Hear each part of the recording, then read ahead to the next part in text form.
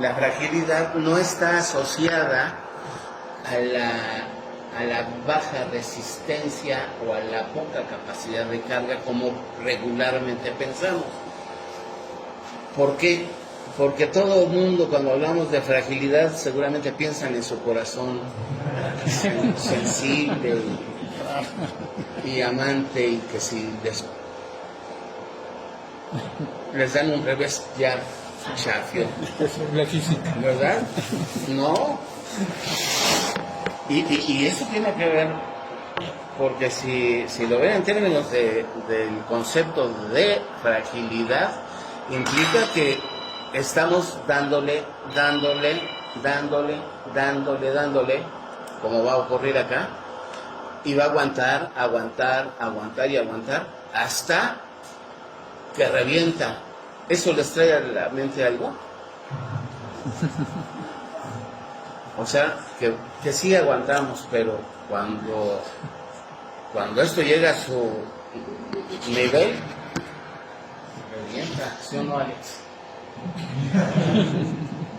Se acaba. Eso es lo que van a ver en este material. El material, sí, lo que les decía es, vamos a ver lo que ahorita nos va a ayudar a hacer la máquina con el manejo de ella. Él es nuestra técnica para el trabajo. Hablando de igualdad diaria, nuestra técnica. Va a aplicarlo, una fuerza ya está ahí definida. Y si ven lo que ocurre en el cilindro y ven lo que ocurre acá, les va a parecer que no hay correspondencia, porque aquí no va a ocurrir nada y allá van a ver que sí está ocurriendo algo. Cuando de repente está el concreto, nada más ya para ver la prueba, el concreto, como lo plantea la teoría del concreto reforzado, el concreto no se plastifica, el concreto no se aplasta. Eso les debe de quedar muy claro. El concreto estalla cuando falla. O el concreto se agrieta cuando falla, también pensando en tensión en el concreto. Pero el concreto no se aplasta porque el concreto no es un material plástico. El acero es un material plástico, el concreto no. Sin embargo, la técnica de diseño que nos legó Whitney establece que el concreto se aplasta porque se fabrica un diagrama de esfuerzos igualito en un bloque, y para que eso ocurra el material tendría que ser plástico, pero esta es una hipótesis que planteó él para hacer más fácil el proceso de diseño, y se nos hace muy común hablar de aplastamiento cuando está asociado a la compresión, pero el aplastamiento está asociado también a la tensión, sobre todo cuando hablamos del acero. Entonces, si se dan cuenta, mi plática hoy, y seguramente también todas las que vi allá, está llena de conceptos, puros conceptos que hay que ir manejando, que hay que entender y que hay que aprender a ver, que finalmente es el objetivo de nuestro curso. Entonces, Eli, por favor. Va a iniciar, van a ver.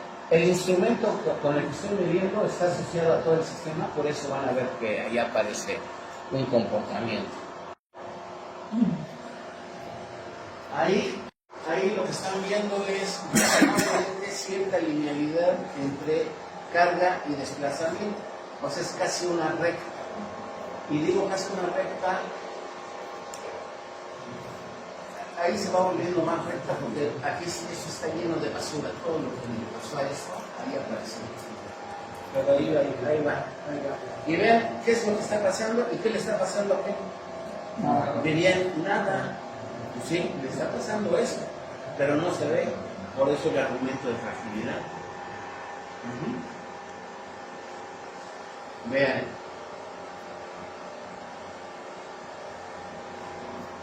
Ahí va. De hecho, la curva para verla realmente deberían diseñar una línea que fuera Colineal a la que se ve ahí, es como si hubiesen iniciado de acá, porque todo lo de ahí es pura basura. O sea, es información que no sirve. ¿Se sabe la resistencia aproximada? ¿Se sabe la resistencia del vecino? ¿Qué resistencia? 350. 350. A ver, vamos a ver.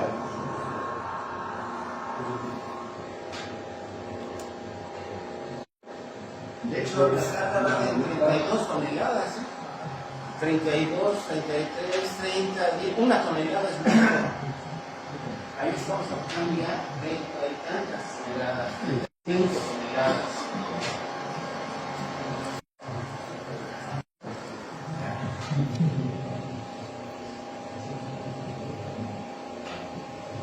Van 40 toneladas. ¿Y ve qué le pasa a nuestro cilindro? Visualmente no. Nadie ve qué le pasa. Esa. Aunque esa parte sí se puede ver, pero eso es físico. La parte del juego. La dirección del lugar, digamos. ¿Por qué? Porque esa hojita que nosotros vamos a generar se va a ir a algún lado, digamos, después se concentra para fines de tomar decisiones. ¿Ok? En general, la revisión posísmica tiene ese objetivo, digamos. No es nada más porque alguien dice, pues vamos a ver qué pasa, sino hay que tomar decisiones con base en la información que nos den. Si aquí catalogamos después de la revisión que el edificio tiene riesgos, entonces seguramente las autoridades van a mandar a gente más especializada para que le haga una revisión más profunda. Y si esos determinan que tiene, digamos, riesgo elevado, seguramente se va a tener que hacer un proyecto de reforzamiento o de rehabilitación para que se vuelva a poner en condiciones, digamos, normales de la estructura, bueno, condiciones operativas de la estructura. Entonces tenemos que identificar, digamos, esas partes, por eso tienen que ser muy claros esos datos de dónde está ubicado el edificio, pues para que sirva la revisión posísmica. Si no, no me sería información que, si yo al final tengo en mi escritorio 50 revisiones posísmicas, pero no me dicen la dirección, pues ya no me sirve, digamos, de nada. Entonces es importante recabar esta información. Ahí se tienen datos generales, como ustedes lo pueden ver desde fuera, número de niveles, eso sí lo podemos catalogar. Por ejemplo, si ustedes ven aquí, ¿qué me dirían del sistema estructural? ¿Cuál es el sistema? Bueno, ahorita empezando, después de los datos generales, hay que indicar, todo eso lo consultamos regularmente con los usuarios. ¿Cuántas personas hay en el edificio regularmente? ¿Cuál es el uso del edificio? Eso lo vamos, digamos, como consultando de forma general con los usuarios. El año de construcción, a veces lo saben, a veces no se sabe el año de construcción. Todo eso nos da a nosotros como ciertos indicadores, ¿ok? Para poder tomar decisiones. Una vez que ya ustedes tienen como esa información, digamos, general de la edificación vista desde fuera, ya podrían, digamos, ya ingresarían y empezarían a tratar de identificar el sistema estructural. Aquí, por ejemplo, ¿ustedes qué me dirían de esta aula? ¿Cómo la ven? ¿Cuál sería su sistema estructural? Concreto armado. Ok, ahí veo 2 columnas de concreto armado. Bóveda. En el caso de aquel lado, aquí es una losa plana, Ajá. ¿correcto? Entonces, ¿el vidrio qué sería? Divisorio, ¿no? Un elemento no estructural, es divisorio, y aquí, por ejemplo, puede ser hasta, digamos, peligroso, ¿no? ¿Vale? Ese es a través de un sistema de marcos. En el caso, por ejemplo, la autora es evidente, se ve las columnas y se ve como la viga, digamos. Aquí no se ve porque eso es un sistema a través de losas planas. Entonces, ese era un sistema muy utilizado en los años 60, 70, que era porque permitía muy fácil la construcción. La losa plana consiste en que no hay como un elemento horizontal, una viga, llamémoslo así, sino la columna llegaba directamente sobre la losa. Imaginen la losa con una hoja de papel, las columnas como 4 alfileres y pongo encima de esos 4 alfileres la losa, por así decirlo. ¿Qué pasaba con esos sistemas? Que no se tenía mucho conocimiento y lo que hacen es cuando aplican la carga, pues pasa la aguja, digamos, el papel. Y entonces, aunque la losa se mantiene, digamos, en buen estado, por así decirlo, se rompe la conexión, entonces baja la losa. Y tenemos evidencia de estructuras donde pues todas las losas apilaron, digamos, en la planta baja y las columnas, por decirlo así, quedaron. No quedan, ya no tienen quien les dé estabilidad, pero ese fue, digamos, el fenómeno de las losas planas. Se han estudiado, se ha hecho ya ciertas recomendaciones, ya en las losas planas se tienen que hacer ciertos capiteles, ciertos elementos para que no pase ese fenómeno de penetración, pero en general no es un sistema estructural ante lugares sísmicos que tenga buen comportamiento. Entonces el reglamento en este caso no lo prohíbe, pero lo restringe, o sea, tienes que revisarlo muy bien para que no pase eso. Entonces, eso ha hecho que casi ya no se usen los plantas. Eso es como cultura, digamos, se sigue utilizando en muchas zonas, en Yucatán, en otros lugares. ¿Manda? Ajá, así es. Pero ese es, digamos, como una de las cosas. Aquí en Ciudad Universitaria tenemos muchas losas planas, así se construyeron. Tenemos la ventaja que Ciudad Universitaria, en teoría, las aceleraciones sísmicas son bajas. En general, en todos los sismos que habían ocurrido en los que tenemos historia, no se había tenido como no se había percibido, digamos, como si fuéramos vulnerables, solo en el del 2017. 2017 porque el epicentro, de lo que platicamos, ocurrió muy cerca, y entonces llegaron frecuencias, o el tren de frecuencias todavía eran muy altas, y entonces excitaron a nuestros edificios, y eso nos produjo que, gracias, eso nos produjo que tuviéramos algunos problemas. Estos son los formatos, por ejemplo, de evaluación. Ahorita les paso para que vayan viendo.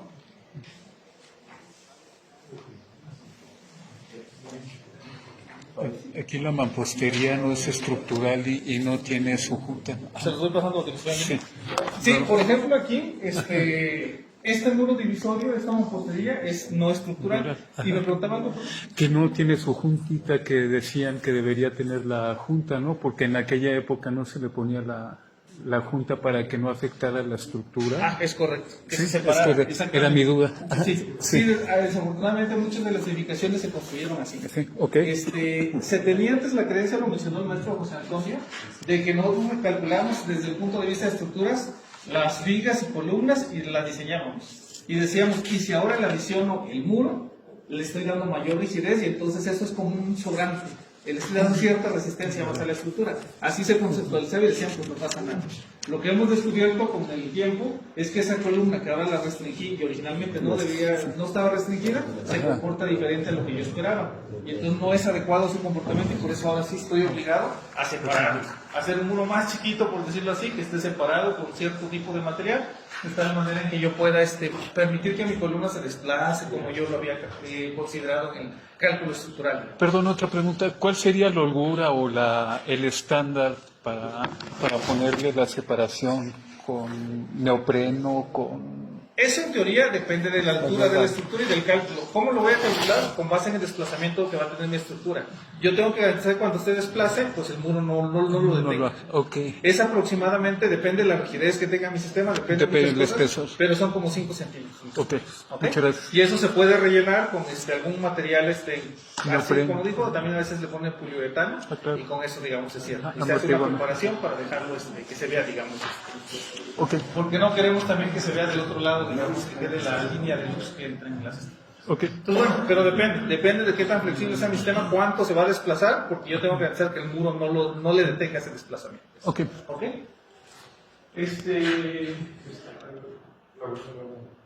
¿Dónde? Ok, bueno. Entonces ahorita, por ejemplo, esa es parte de lo que vamos a hacer. Ahí les puse unos formatos que van a ir ustedes viendo. Y entonces, aquí, por ejemplo, identificamos. Hay columnas. Aquí con la losa yo podría tener una duda. Porque no sé si eso es un plafón. No sé si es la losa. Entonces, pues ahorita no puedo decir más que tengo duda. Ahí lo tendré que reportar como que tengo duda. ¿Qué pasaría? Sería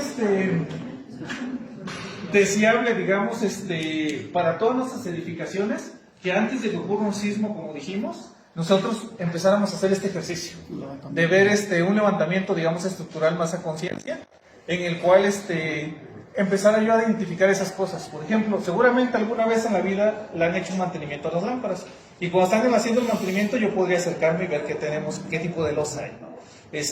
A lo mejor de afuera puedo ver el espesor de la losa y me doy cuenta si tiene o no tiene plafón. Generalmente donde hay plafón, desafortunadamente no es cierto que ocurra en todas partes, debería haber un registro. Ahí hay un... Yo debería ver por ahí un registro, por ejemplo, ahí se ve un registro. Ajá. Eso me indicaría que esto es un plafón, porque ahí en teoría accesamos para poder dar mantenimiento a las cosas. Entonces yo tendría que ver así, entonces yo registro, digo, si esto es un plafón, no estoy viendo directamente la losa. No sé qué tengo en la losa. Me va a quedar ahorita como duda. Pero aquí podemos empezar a clasificar, como dijimos, columnas, un sistema de cubierta que sí es rígido, lo que sí sé, no es una lámina, porque pues, arriba hay algo, digamos, ahí es el edificio, no podríamos desplazar la lámina. Identifico la mampostería. Esta mampostería, del tipo de mampostería que platicamos, ¿qué mampostería sería? ¿Se acuerdan? Hueca. ¿Son piezas huecas? ¿Y qué tipo de refuerzo tendrían? Divisorio. Es un muro divisorio, no es de carga, pero ¿tiene o no tiene varillas? ¿Ustedes qué creen? Sí debería. tiene. ¿Y cómo se llamaba esa mampostería, se acuerdan? Reforzar interiormente. No veo la varilla porque la varilla va dentro de de las celdas de la pieza y se cuela, digamos, esas piezas. Esos sistemas se han utilizado recientemente mucho. Desafortunadamente se ha observado que si no se tiene control de calidad, no funciona. Se han descubierto cuando después de que pasa un sismo y se daña y se agrieta, digamos, el muro, no tenía concreto toda la varilla. O sea que cuando fueron colando, pues se les atoró por ahí el concreto, no tuvieron la precaución. La norma dice que cada 60 centímetros que cueles tienes que rellenar la celda para que tengas chance de irlo rellenando adecuadamente. ¿Qué hace el albañil? Como le cuesta, pues acaba el muro y después lo rellena. Entonces, si no hay control, pues queda todo hueco, todo poroso y ya no se cumple el objetivo que se tenía. Entonces, son de las cosas que nos han enseñado los sismos, pero que pues ahorita nosotros como evaluación tendríamos que identificar qué hay y qué no hay. Entonces, aquí identificaría, son muros de mampostería reforzada interiormente. No son muros estructurales, aunque desafortunadamente están ligados, digamos, al sistema estructural. Entonces, ahí que tendría que tener cuidado. Por ejemplo, esta columna está libre, seguramente no tendrá problemas, pero aquella la restringieron. Igual esta que está aquí está restringida. Entonces, bueno, habría que revisar cómo se va a comportar, digamos, esa estructura. Aquí en CEU, estos edificios se construyeron hace más de 70 años y, por ejemplo, se utilizaron cierto tipo de varillas que eran varillas lisas. No tenían corrugado. ¿Se han oído hablar del corrugado? Bueno, es como la estría que le ponen a la varilla. ¿Por qué? Porque cuando hacemos un elemento estructural de concreto reforzado, una de las hipótesis es que trabajan en unión el acero y el concreto. Y si mi acero es liso, pues se desliza, vamos a decir, se despega del concreto y ya no trabajan adecuadamente. Por eso todas las varillas son corrugadas. Sin embargo, nosotros tenemos eso, porque así se construían en esos tiempos. Entonces, nuestras estructuras tienen cierta vulnerabilidad debido a que así era el proceso constructivo en aquellos tiempos. La única ventaja que tenemos es que estamos en una zona de un peligro sísmico, vamos a llamarle de manera baja. Entonces, no somos exentos, ya lo vimos en el 2017, pero es relativamente baja. ¿Okay? En nuestro caso, Facultad de Música está en Coyoacán, pero no sabemos si los muros divisorios tienen esas varillas.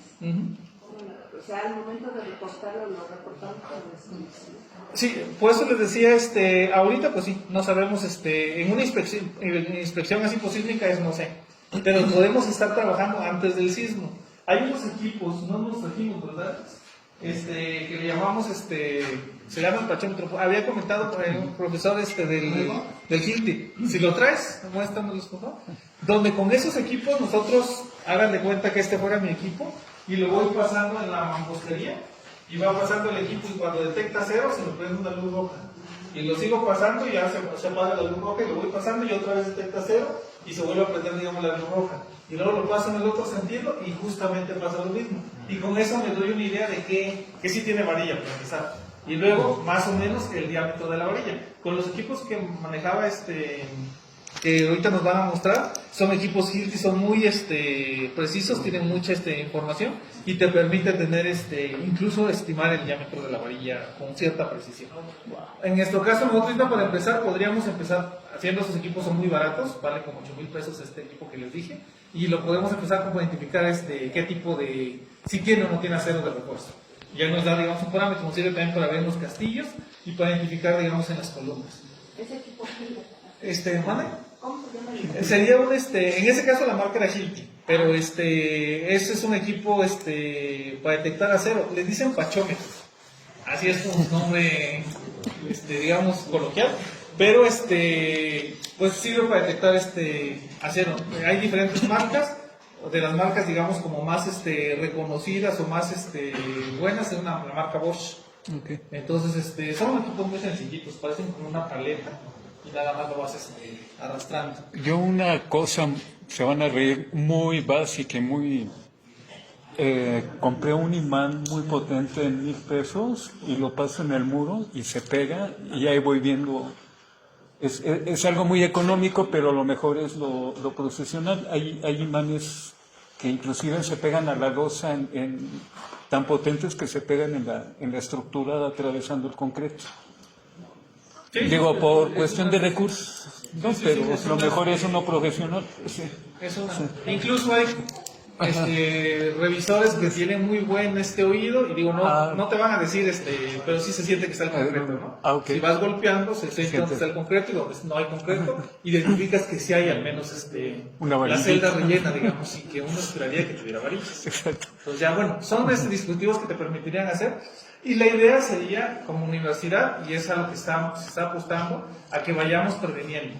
La idea es que en un futuro no muy lejano, por ejemplo, tengamos este edificio caracterizado, ya lo tengamos estudiado, sabemos cuánto resiste su columna y lo tenemos toda bien estudiada y sabemos cómo se comportaría. Para que el día de mañana que venga el sismo, nosotros digamos, bueno, de hecho se está trabajando ahorita en un proyecto piloto para hacer una red de monitoreo de aceleraciones en todos los edificios de la universidad, para que luego digamos, en este edificio llegó una aceleración de 300 gales, y entonces yo digo, tengo mis modelos, tengo todo lo que he estudiado. Si le llega a 300 gales, ¿qué le hubiera pasado a mi edificio? Ya lo modelo y digo, pues no le hubiera pasado nada, hubiera tenido problemas mi edificio. Entonces la idea es que tengamos como esa información de todos nuestros edificios. Eso va a permitir que los conozcamos, digamos. Es como si fuéramos un paciente. Si vas la primera vez con el médico, pues te ve y te dice, creo que estás sano. Pero a medida que empieza a hacerte estudios, va haciendo tu expediente, pues ya él va diciendo, le hicimos un estudio la vez pasada y se veía así, y ahora lo veo así. Entonces va tomando, digamos, y va haciendo un expediente que a él le va a permitir tomar buenas decisiones respecto a tu salud, que es lo que buscamos en este caso con la salud de las personas. Por ejemplo, aquí en el formato, nada más para verlo, el ejercicio sería eso. Ahorita si nosotros hacemos los datos de arriba del inmueble, lo vamos a dejar ahorita, digamos, como visto, y empezamos a ver también, por ejemplo, que el uso también lo podemos observar, es fácilmente detectar si es uso habitacional, si es uso de oficinas, pero también lo tenemos que preguntar con los usuarios del edificio en un momento dado, ¿no? En nuestro caso, pues es infraestructura educativa, pero tiene diferentes usos, como laboratorios, como diferentes cuestiones, digamos, que podemos utilizar, ¿ok? Por ejemplo, terreno y cimentación, ahí esto ya es algo como más, como llamémoslo así, como más profundo, no lo puede decir cualquier persona en qué terreno estamos. Pero, sin embargo, para hacer un estudio, digamos, con mayor profundidad, tendríamos nosotros que poder hacer este tipo de, conocer esta información. ¿Qué es lo que se hace? Si desconozco la información, sí. Primero, aquí en la parte de usos, en la parte derecha que dice A1, B2, B, ¿nos podría recordar esto? Sí, es una clasificación que se da a las estructuras. Ahí depende, digamos, de la ciudad, porque depende de los reglamentos. Pero en general se clasifica de acuerdo, digamos, al nivel de importancia, se llama esa clasificación. A, B y C, donde A es la más importante y C es la menos importante. Entonces, las estructuras del grupo A son aquellas que necesito que se mantengan, pues así que en condiciones, después de haber ocurrido un evento sísmico. Pues decíamos hospitales. Yo no puedo aceptar que un hospital se dañe o que no se mantenga, porque entonces, ¿dónde llevo a los heridos si es que hubiese heridos, ¿no? La estación de bomberos no se puede dañar. En el caso, por ejemplo, de México, una estación, una nucleoeléctrica, no se debería dañar, porque todo lo que implica que una estructura esa se dañe, pues es inaceptable, digamos. Entonces, las del grupo A caen en esa categoría. Todas aquellas estructuras que son, digamos, esenciales y que tengo que mantener en condiciones sin daño, digamos, después de un evento sísmico. Por ejemplo, yo les preguntaría también ahí, a veces se clasifican dentro del grupo A estructuras que tienen un contenido muy importante. Por ejemplo, el Museo Nacional.